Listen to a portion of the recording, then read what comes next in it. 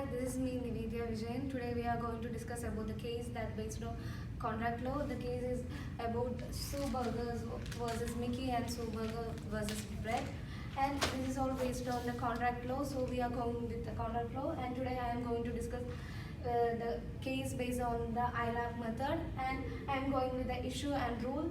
And the issue is whether the Sue Burgers entitled to give the card to Brett, and whether the Sue Burgers entitled to give the card to Mickey. And the rules are here. A contract mainly concerned with the with parties who are legally entitled to enter into a contract, and there must be two or more parties. There should be an offerer and an offeree. And the offer should be clearly communicated with the offerer to the offeree. And there are three elements. We have to look at the main three elements, that are the intention, agreement, and the consideration. And yeah, in this case, the offerer is the Sue Burgers, and the offerees are the Mickey and the Brett. And the offerer should be clearly explain the offer to the offeree. And there is another offer that we can call is an invitation, but in this case we can clearly know that it's not an invitation, because here they are not inviting public. And we can there is another thing, that the offer should be clearly mentioned to the offerer, and they can there is a withdrawal offerer can withdraw the offer, but there is a clear intention with the offer and offeree. They have to clearly prescribe that what they have to do in the contract. And if once the contract formed, there should be a valid consideration. And the contract is always a bilateral, and there are some exemptions. It can be unilateral. And I am stopping at this point, and now I am inviting my friend Sambat to continue with the application and the conclusion. I am inviting him. Thank you, Nivedya. So I'm going to the presentation about my second part is application and conclusion. So this case is relevant to the Sue Burgers. Sue Burger restaurant. So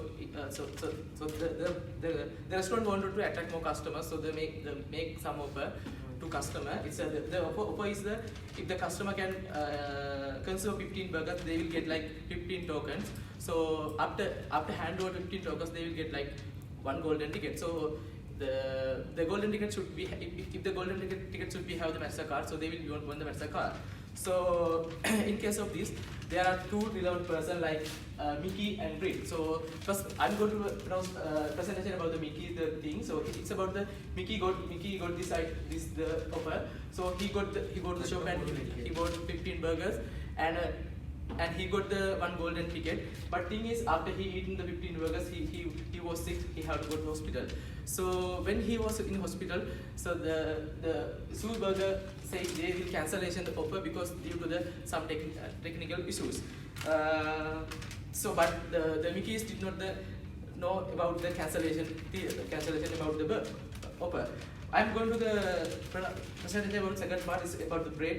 So he's another person, and the thing is he used some track using he was collecting some coupon, like 100 coupons. So he got two golden ticket, and those golden ticket include the same car marks. So he also wanted to win the car marks.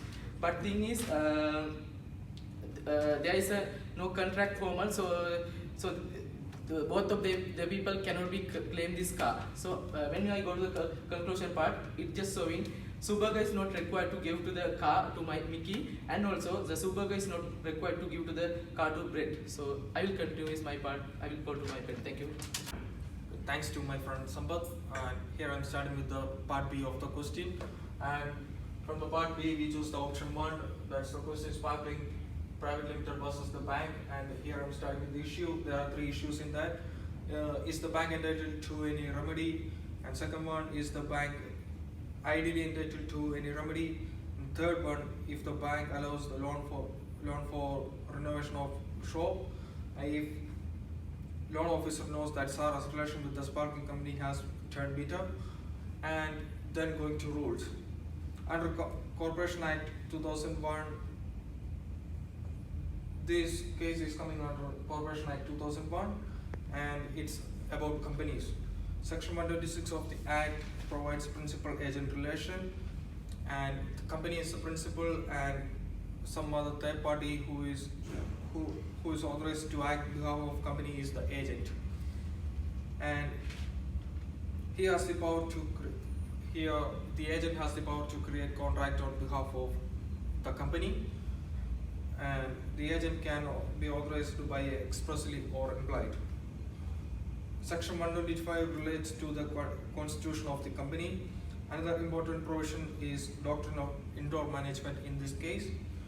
As per doctrine of indoor management, the interest of third parties or outsiders dealing with the company is protected. Then it's dealing with doctrine of constructive notice, protects the company as well. As per doctrine of indoor management protects third parties, doctrine of constructive notice protects the company as well. However, when dealing with the company, the third party is required to act honestly in good faith. Now I invite my friend Bharat to explain application and conclusion of the. Well, thanks Raju for that. So here I'm going to continue with the case of Sparkling Proprietary Limited versus the bank, and I'm going to discuss the applications of the rules and the conclusion of the case. So in this case, Sarah, who's acting as the general manager, states that she has been entered as a general manager with the company since August 2017, and she has entered into a contract with the company for a period of 2 years. The period of 2 years, they have reported it to the ASIC as well. They have returned the lodgements as well with the ASIC regarding the general management decisions of the Sarah for the company. And the ASIC, which stands for the Australian Securities and Investment Commission. So after finishing the tenure in August 2019, Sarah still continues to keep on working for the company. But the company hasn't reissued any contract with Sarah. So legally entitled, she's not entitled to enter into a contract? Wrong. She's entitled to enter into a contract with on behalf of the company under Section 125, under Section 126, subsection 1 of the Corporations Act 2001. Because Section 125 states that you can act as an agent on behalf of your principal, that states the agent and principal relationship. So Sarah is good on her part. The next thing that comes up, that she's restricted to enter into a contract worth 20,000 bucks. But she enters into a contract with the bank that is worth 30,000 bucks, and she takes a loan from the bank that is for the eucalyptus plantation. But then the case comes out in the favor of Sarah, because the loan she took was on behalf of the company only, and that was not for the personal use. So the whole issue concluding this fact was the bank get the remedy, or will the bank get anything from the company? Because Sarah was not acting on behalf of the company, as the tenure was finished after 2 years and there was no lodgement with the ASIC as well. The application will now say that Section 125(1) that states that Sarah can enter into a contract with the bank, and 122 subsection 2 states that the acts of Sarah's are protected under the Corporations Act 2001. So the conclusion here will be that the bank is entitled to each and every remedy from the company, because bank is acting on behalf of the doctrine of indoor management that is stated in the Corporations Act as well. So here I would like to conclude that all the 3 issues have been completely resolved, and it says that the bank is entitled to seek remedy from the company, even if it's idly or not idly, even if the bank is knowing that there's some breach of contract between Sarah and the company, they're still entitled to every kind of remedy from the company. Thank you so much. Hope you enjoyed the video.